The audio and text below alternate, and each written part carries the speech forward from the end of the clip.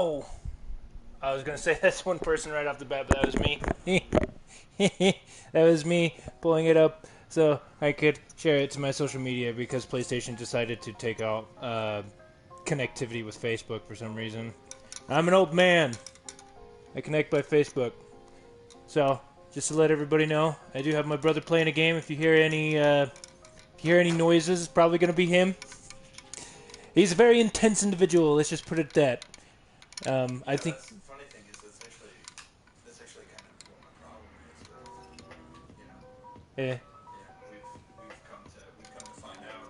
AJ and I were talking, and she's like, "You're just too intense." Yeah. Like, Yeah, I would say that. You're just a very intense individual. Oh, I forgot to put honey in this thing. Oh, well, it's fine. It's fine. Anyway, and we're going to be talking about something that actually my brother's... It's going to be very poignant for him as of late. Now, just so everybody knows, like, just a little introduction how I get these topics. I think of things that I just want to talk about over the course of I don't know, a period of time. You know, it's just things come to my head, and I just make a little note. Actually, I don't make a little note. Sometimes I write full-on things about what I want to talk about, you know? But what ends up happening is I oftentimes don't get around to these ideas or these topics for a long, long time. Like, when I came out with this topic, this was like summer, okay? And now here it's almost winter. This is like mid to early summer, you know? Oh, that drink. Oh, that was good. I was not expecting that, though. Okay, anyways, let's get on my freaking horse. Oh, he's looking at his sword. Now that we've wasted 2.5 minutes of hanging out. Okay. Well, now that we've had a fun little intro, let's bring us back into the realms of depression, because that's where I like to hang out. So, to give some context to the situation, one of my close relations, let's say, I for the sake of for the subject matter, I don't want to name names, and it's mostly a private matter. But a while back, a person close to me had something happen to. He's a he. A person close to me had something happen to him that was really, really not fun. Oh, what up, Tweaky? So we got one right off the bat, even though it says that nobody's watching. Something happened to him that was just absolutely horrible. Few things that I have ever seen, I have ever been around. I certainly have never had to deal with anything of this caliber, of just bad. And while he was dealing with it and going through and suffering through all this, I don't want to say it was interesting to see what happened, but it kind of was.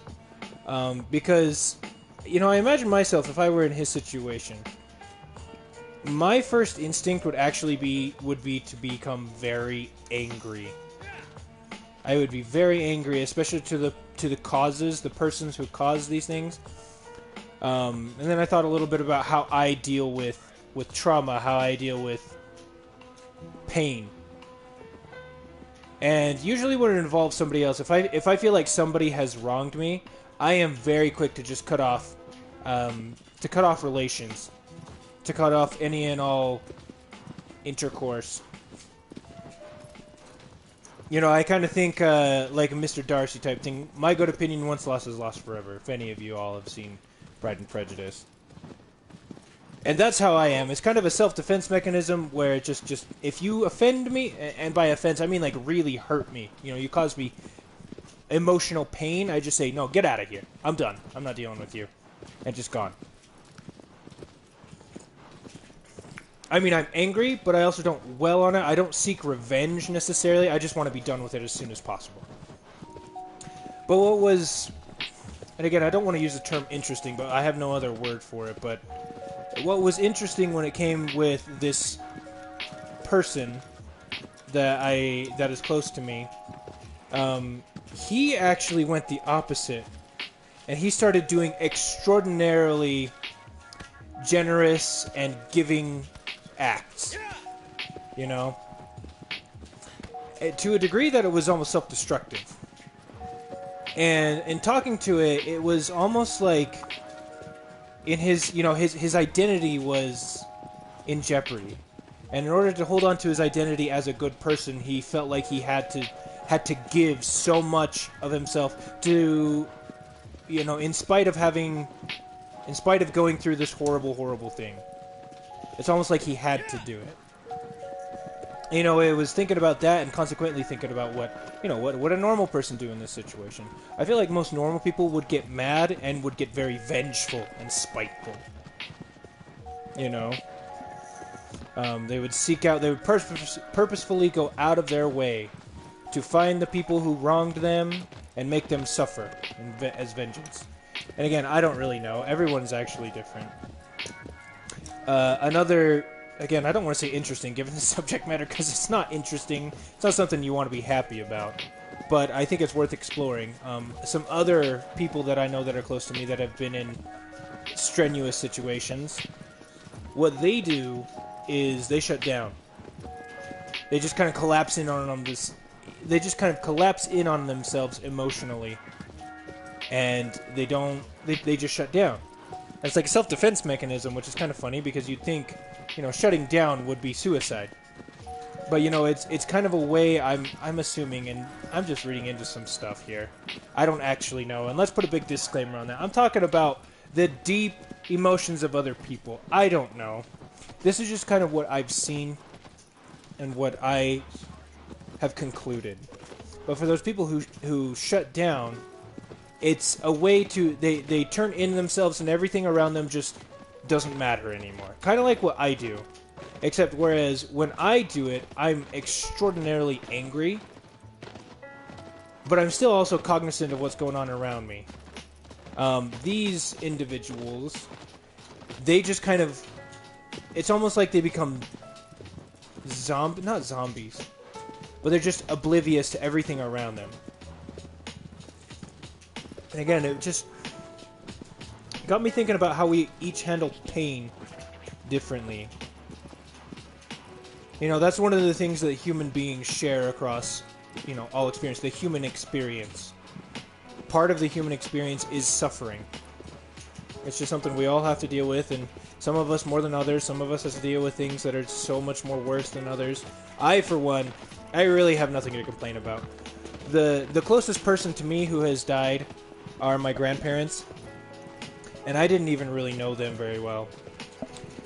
And it was sad to see them go, but at the same time, I barely knew them as people, which is kind of upsetting. I wish I had gotten to know them a little bit more. But that's kind of my biggest hang-up, is I didn't know them as people, but because I didn't know them as people, I couldn't really miss them as people either. I occasionally go to see their grave and hang out and clean their graves off and whatnot. But again, I am not familiar with loss or large amounts of suffering. My life is pretty chill. I mean, I have a chill talk thing that I do every week, or not every week, but I have a chill talk thing. That's how chill my life is. But I also like to think that I'm somewhat intelligent, and I understand that although my life is fantastic and wonderful right now, that could change in a heartbeat.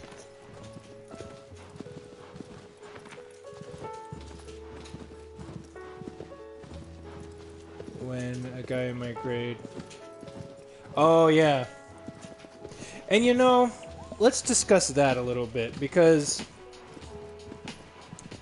that's something that irks me, okay? Is when... Because we had a similar thing kind of happen. Except what it was for us is our school put on this little thing to try to scare kids into not drinking and driving, right?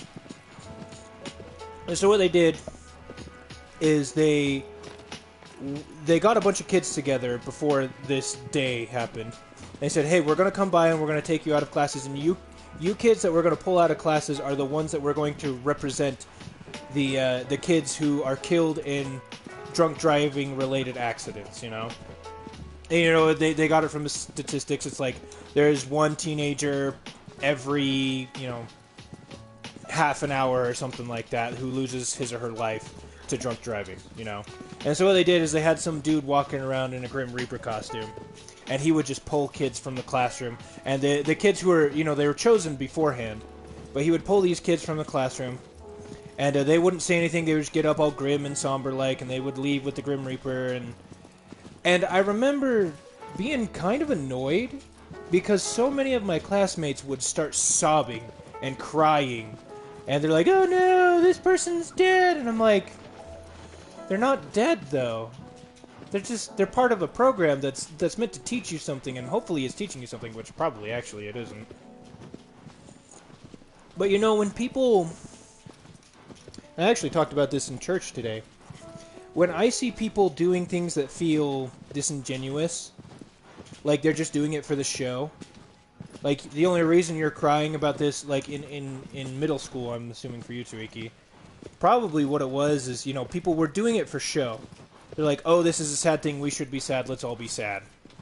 And they're not actually sad, it's just kind of a, man, I don't want to sound too negative here, but it's like a sociopathic thing.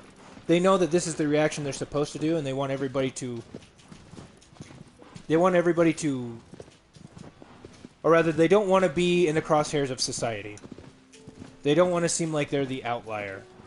And so they make things really, really sad, and if you are the outlier, nothing like scapegoating somebody else to make sure nobody else blames you. Exactly, societal expectations. Persona 5, yeah. Which would be really good in my next topic, but I'm still on this one for now. There was something I wanted to say. Oh, shoot. I totally forgot what I was going on. Oh, yeah. So, like, for example, in my high school, just going back to high school, dude, my high school, actually, there were some interesting things that happened in my high school. There was actually a hostage situation at my high school with guns. I want to say it was junior or senior year. I don't remember. But a kid came to school one day with a backpack full of guns. And in the last class of the day, last period of the day, he just... And from what the survivors said, and survivors, nobody except the perpetrator died. And that at his own hand. But of the people who lived through that, they said that the perpetrator was extremely calm about the whole thing. Almost like he didn't want to do it. But he comes to school with these guns, and basically in the last period of class, he just tells everybody in the class, you guys can't leave. You know, he has guns. He's not really brandishing them like a lunatic or anything. He just has them, and very visible and noticeable. It just says, you guys can't leave, you know? And eventually, after they got all the police and the SWAT managed to negotiate all of the students and the teacher out and everything, and everybody was safe, the police went to go get the kid, and he shot himself. Man, this is way heavy stuff. And I remember being there. I remember in another one of my high schools, because I went to 3 of them, there was a girl who killed herself for various reasons.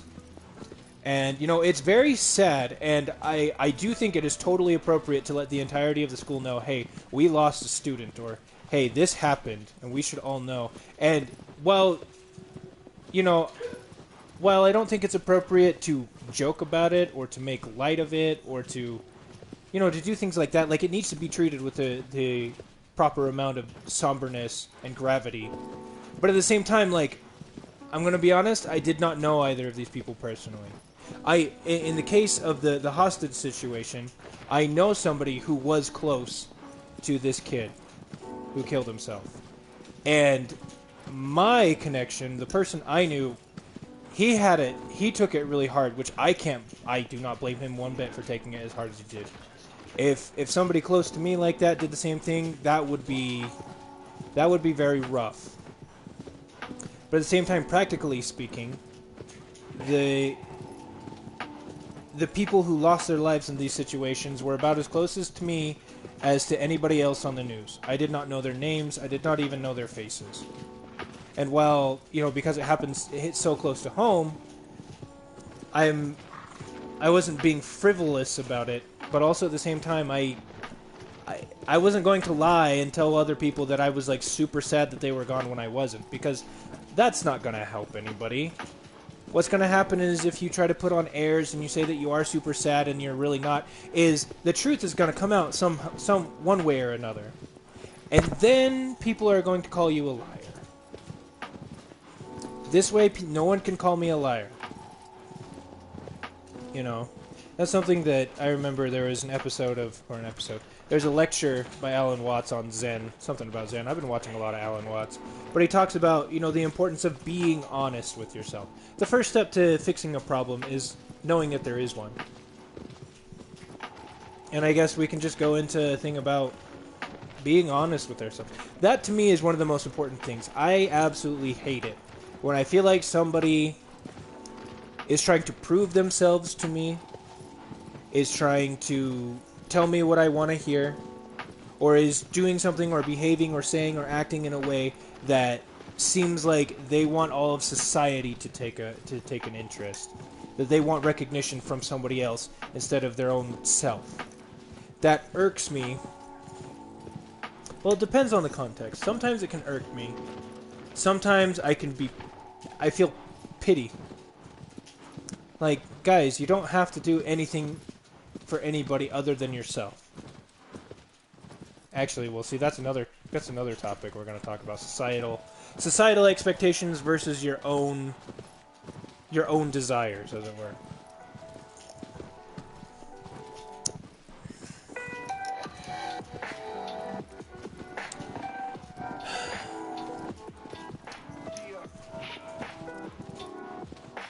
I'm just thinking.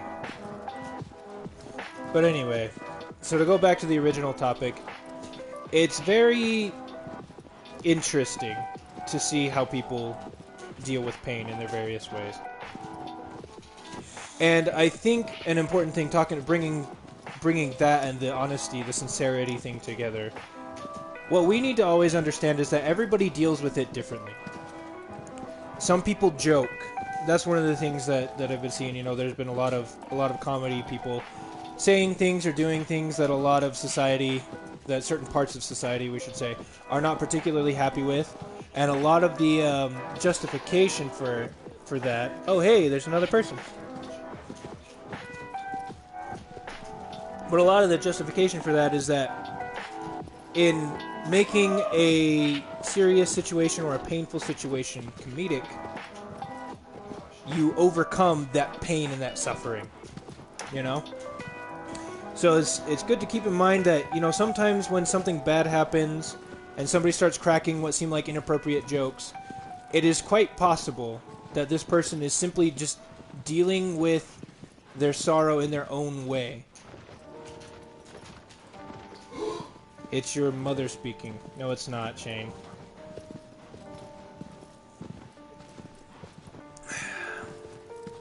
Shane. I'm just gonna move on. But yeah, so it's good to know that people deal with pain in different ways. Like, for me, again, I cut people off. And honestly, in the instance where if I feel particularly upset, it's best to just leave me alone and let me get over it. And after things have calmed down, even though I have been wronged, everybody's been wronged by somebody at some point. Even those people that have wronged me, or rather I feel have wronged me, if they were to ever come back with a sincere, again, the sincerity thing, to what seems like me a sincere apology, I feel like I could forgive. As given my religion and my personal beliefs and stuff, it is hypocritical of me to ever say that anybody is beyond forgiveness. Now, from my part, that's another interesting topic. If we talk about forgiveness, forgiving other people. Hold that thought. Maybe I'll write that down and we'll talk about forgiveness and when it's... what it means to forgive and when you should forgive people. But at any rate, I feel like if somebody came to me with a sincere apology and sincere, remorse, then not only would I be able to forgive them, but I would also be able to look at myself and say, well, I definitely could have handled it better, and especially seeing that you have come back and you are so sincere. I apologize for being as bitter about it as I was. You know, this is just me thinking about myself in this instance. But then you have some of these other people that are close to me that when they come across a stressful or particularly difficult situation, they shut down. Forgive and forget. See, that's another thing that we need to bring up about forgiving and, you know, forgiveness. What does it mean to forgive and forget? Should you forget? And especially in this instance, I would have to bring a lot of my religious background into context. But that's something I actually do want to say for another day. I feel like I could talk at length about forgiveness. Because forgiveness is so important. I think people in general need to learn how to forgive. It's not something that we have inherently. Do we have inherently? Again, we're going into forgiveness. I'm going to talk about that another day.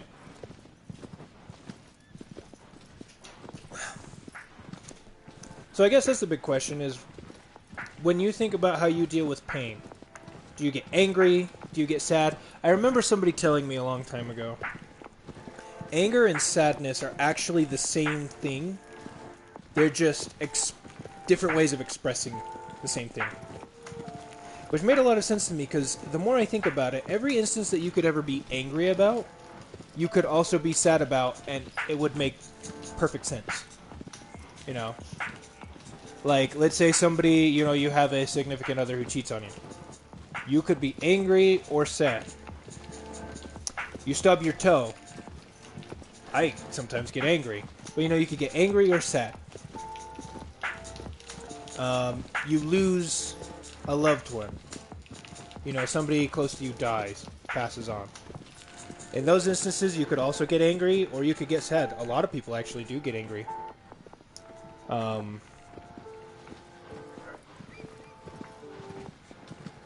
was I going to say? I guess the difference is that anger, at least for me, generally speaking, I would prefer anger. Because anger... Oh, would I prefer anger? Because anger leads to action. Anger can motivate. Anger gets you to do something. Sadness often leads to just despair, where you don't do anything. But at the same time, when we as humans are angry, we oftentimes do things that we regret later. We're not thinking clearly. Actually, when we're sad, oftentimes we're not thinking clearly.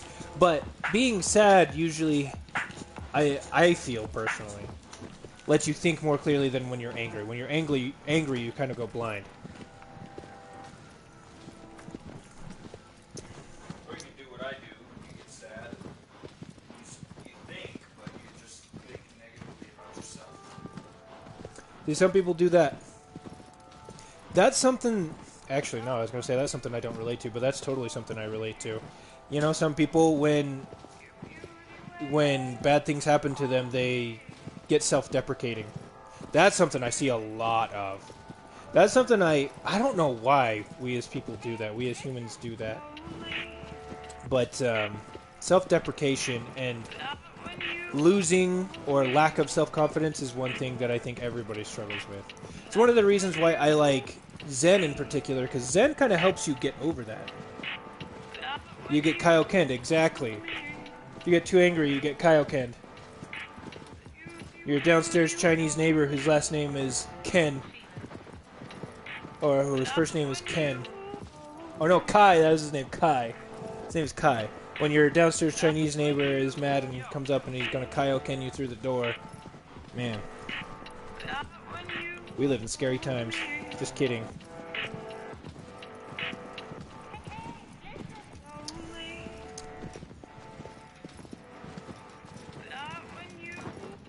I love this song. So I got this random tangent for the last, like, 5 minutes or so. This is a wonderful little playlist that I have made of lo-fi hip-hop music that I find over the ages. Because, you know, I go study, and a lot of times when I put on my study, like, talking about next week, man, whoo boy, am I gonna be a busy boy. Gonna be cray-cray. See, I like this song, too. No idea, you don't have to cry. But lo-fi hip-hop, man, let's just talk about lo-fi. Lo-fi is the coolest stuff. I'm just gonna say, one of the things that one of the things that I really love is I like to think.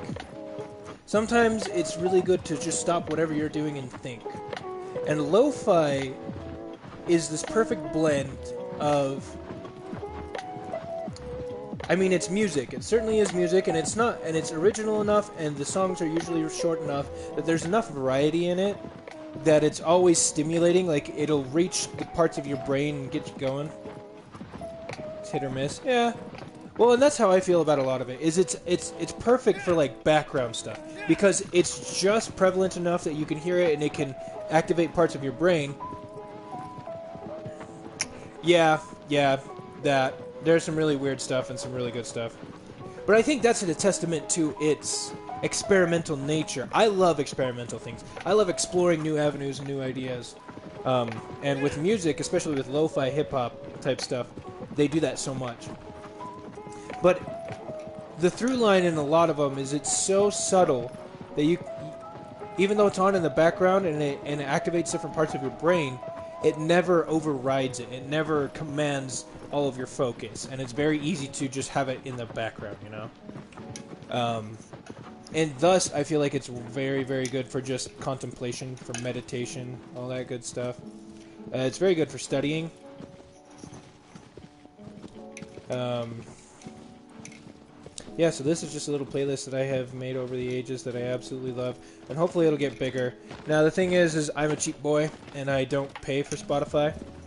So if advertisements come on, I did the 30 minutes of free listening for watching a video thing. So if ads start coming on, I apologize. I do not endorse any of these things. I'm just listening to the radio. But I guess the takeaway here is whenever somebody is dealing with something very, very painful, it's always good to understand that we deal with that in very, very different ways. Some people cut themselves off. Some people do the exact opposite, and they lean into silly and frivolous relationships, and they just cling to their connections even tighter. Some people shut down. Some people go crazy with the benevolence and the generosity to a point of ridiculousness. You know? I don't know if there's really any one way that we all deal with it. In fact, from what I've seen when dealing with sorrow and despair and stuff, there's more variety in that than when somebody's happy.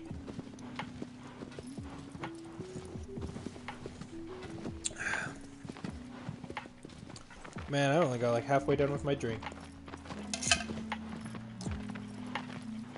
I'm just gonna enjoy the music for a little bit. Made it to the forest.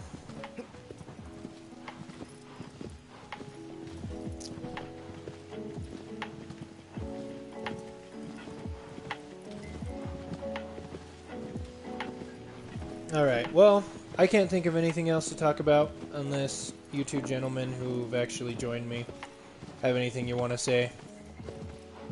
I'm going to hold up at this shrine here.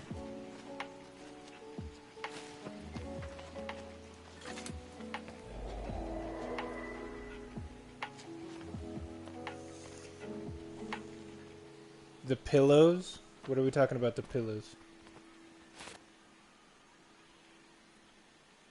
What pillows?